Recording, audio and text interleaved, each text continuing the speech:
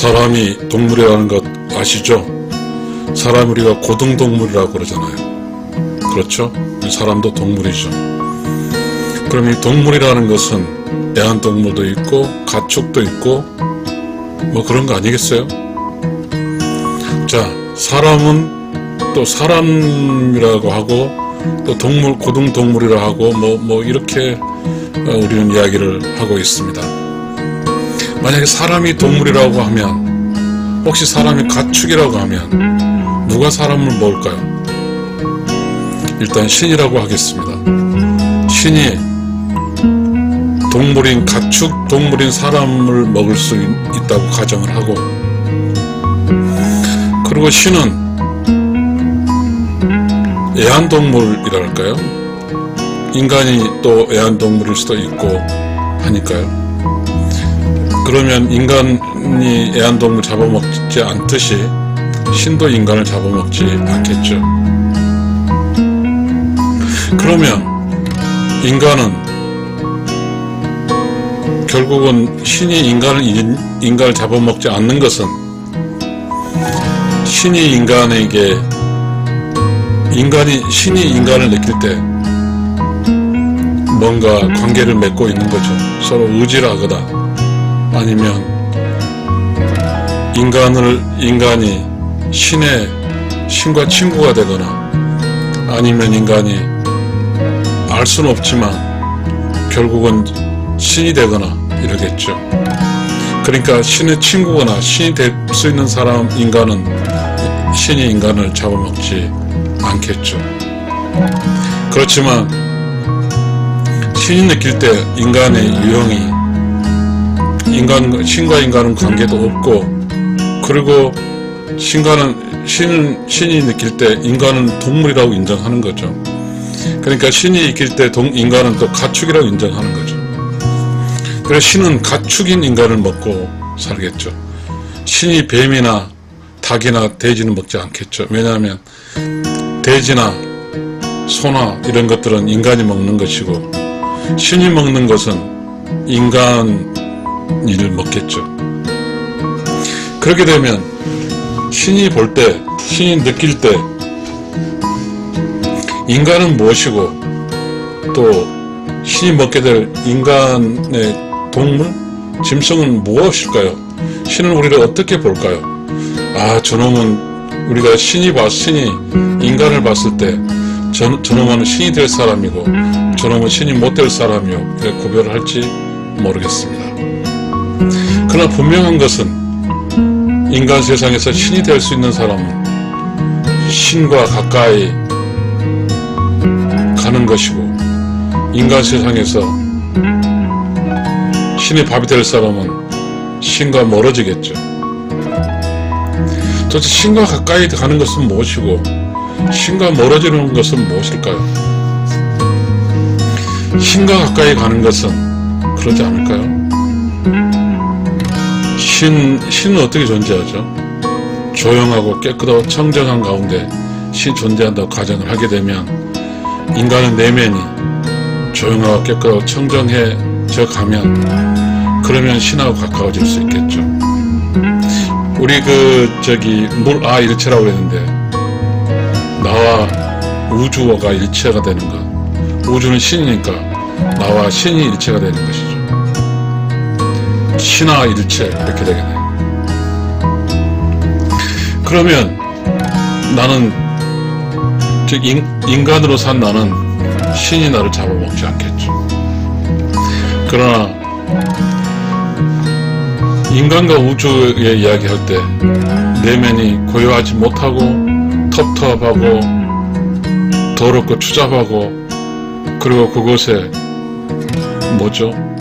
시끄럽고 하게 되면 이 내면은 결국 우주의 공간에서 우주를 시끄럽게 해서 우주가 힘들게 하는 거잖아요. 결국 나의 내면 속에 내가 힘들다는 것은 내가 힘드는 거죠. 그럼 내 내면 힘들어서 내가 소우주인 내가 힘드는 거죠. 그렇게 돼버리면 나는 짐승이나 똑같은 거죠. 결국은 우리가 이렇게 살다고 하는 것은, 내가 진짜 인간으로 살아주면 신은, 그래 너는 인간이야, 내가 인간이지, 유형은 인간이지만 인간으로 산다는 거 하는 그 내면이 고요, 조용하고 청정한 것이어서 물화일체 개념까지 갈 수 있는데, 그렇지 못하고 내면이 시끄럽고 더럽고 시궁창이라고 하게 되면 신이 느낄 때 그 사람은 인간으로 느끼지 않고 동물로 느끼게 될 것이라는 가정을 우리는 해보겠습니다. 우리 이런 거는 모르니까, 이게 우리 철학적 가정일 수도 있고, 저는 철학을 전공한 사람은 아니니까요. 그러니까 우리가 이렇게 살아갈 때 그렇다고 하면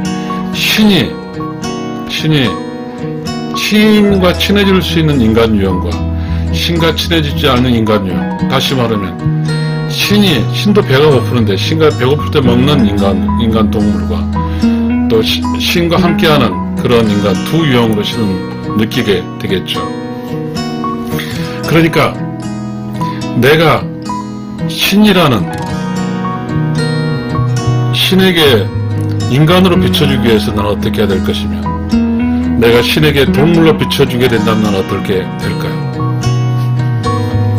그렇게 한다면 우리는 신이 나를 순수한 인간으로 보고, 신이 인간이 나중에 신이 될 사람을 본다고 하면 그 인간은 결국은 이 세상이 끝났을 때 우러운 영혼 세계에 들어가는 것이고, 그렇지 못하고 신이 느낄 때 저 사람은 신이 될 수 없고 동물로 본다고 하면 그분은 죽어서 신의 밥이 될 수 있겠죠.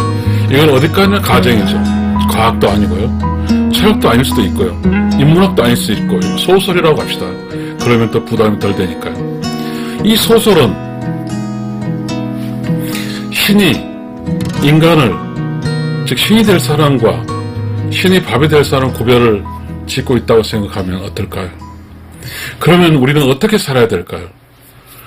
어떻게든 우리의 신이 나에 대한 느낌을 신적 인간으로 느낄 수 있도록 해줄 필요가 있을 것 같습니다. 그렇게 신적 인간으로서 순수한 인간이 되어주는 것으로서 짐승이 인간이 산다고 하는 것은 어떻게 살아야 될까요?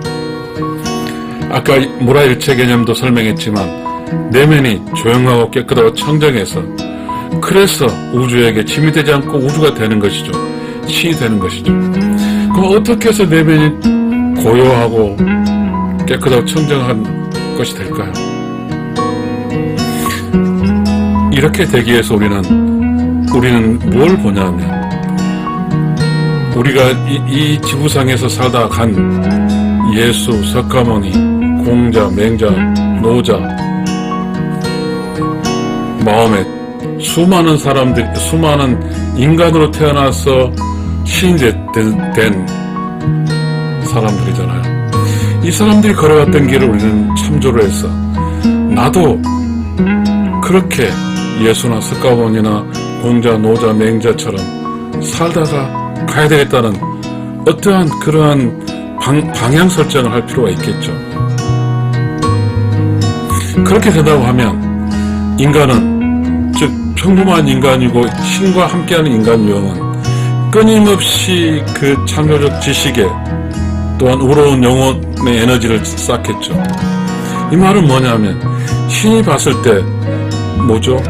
우리가 인간이 어떤 동물을 봤을 때 보이잖아요. 어떤 동물이 부드럽고 어떤 동물은 막 폭력적이고 느끼잖아요. 그렇잖아요. 신도 마찬가지일 거예요. 인간을 봤을 때 선한 인간과 악한 인간과 착한 인간과 착하지 못한 인간이 보이겠죠. 그러면 우리는 어떻게 돼야 돼요? 이 세상에 태어나서 악해져야 될까요? 착해져야 될까요? 우리 이러한 이야기, 여러 가지 분분한 이야기들이 있습니다. 그러나 저는 철학자도 아닌 이상 제가 그 깊은 그 이론적 지식의 범주까지는 갈 수는 없습니다. 다만 내가 이 세상에 산다고 하는 것은 나의 내면이 고요하고 깨끗하고 청정하다고 하면 그 안에서 창조적 지식이 나와서 그 창조적 지식의 근반으로 해서 우러운 영혼의 에너지를 쌓는 것입니다. 창조적 지식은 나에게 길을 가르칠 겁니다. 너는 이웃과 함께하고 이웃을 도와주고 이웃을 사랑하고 그러라고 할 겁니다. 그럼 나는 행동으로 옮기고 그 행동을 하면서 많은 사람으로 감사하고 고맙다는 그런 모든 에너지가 집약될 겁니다. 그것이 오로운 영혼의 에너지입니다. 그래서 인간으로 산다고 하는 것은 본질적으로 이웃과 함께하고 이웃을 도와주고 이웃을 참사랑하고 그래서 이웃으로부터 따뜻한 정, 에너지, 복을 받고 내가 그렇게 되는 것이 신이 봤을 때 인간인 것입니다. 그렇지 않고 내면이 탁하고 시끄럽고 더럽고 그런 공간에서 살짝 들려오는 그 창조 지식을 들을 수가 없습니다. 내면이 시끄럽기 때문에 우주에서 들리는 소리를 못 들은 거죠. 그래서 행동은 거칠어지고 욕심스럽고 그렇게 해서 많은 사람을 힘들게 하고 다른 사람과 함께 하지도 않고 돕지도 않고 지 혼자 사는 것이죠. 그러게 되면 신이 느끼는 인간에서는 신이 느낄 때 인간이거나 짐승이거나 신 느끼게 되는데 왜? 신도 결국은 배고픔 먹어야 되니까 신이 먹게 될 인간이거나 신이 먹게 될 동물이거나 신과 함께할 신이 될 인간이거나 신은 그렇게 느끼면서 신이 될 사람 스스로 우러운 영혼을 쌓고 창조시 느끼고 그러기 위해서 절실하게 내면의 세계가 조용하고 깨끗하고 청정해야 되는 것은 신이 될 인간은 알기 때문에 그렇게 사는 것이죠. 그래서 그걸 알려고 부단히 애를 쓰는 것이죠. 그래서 어떤 사람은 이 세상에 태어나서 초등학교, 중학교, 고등학교 살다가 바로 스님이 된 사람도 있고, 그리고 어떤 사람은 또 기독교,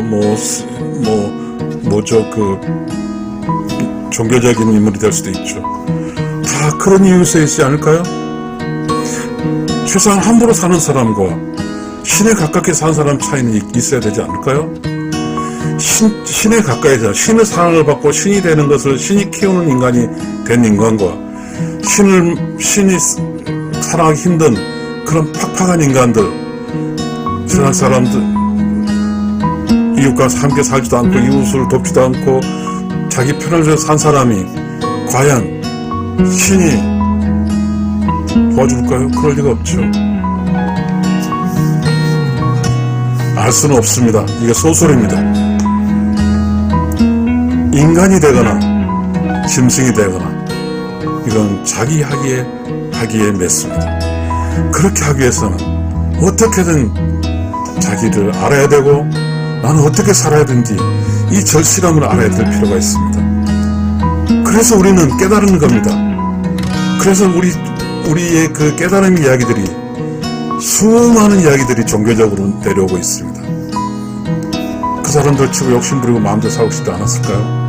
그러나 그들은 수많은 깨달은 사람의 가치는 인간으로 살아서 신의 사랑을 받아서 죽어서 의로운 영혼을 가는 그 가치가 매우 컸기 때문에 짐승적 사는 것, 욕심, 탐욕, 자기 혼자만 잘 먹고 잘 사는 이런 거에 대해서는 학업을 취급했다는 것입니다. 우리는 알 수는 없습니다.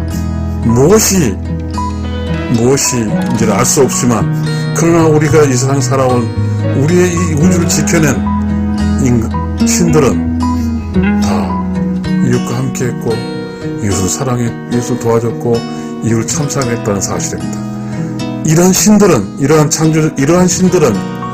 결국 내면의 생이 조용하고 깨끗하고 청정해서 아주 조용하게 느껴오는 그 느낌을 받아서 그것을 말로 하고 글로 써서 말로 해서는 귀로 들어서 지식이 되고 글로 쓰면 눈으로 봐서 지식이 돼서 그 창조적 지식으로 이 세상을 한dag 성장시키고 그리고 끝내 자기는 우러운 영혼 세계에 돌아갔던 것입니다.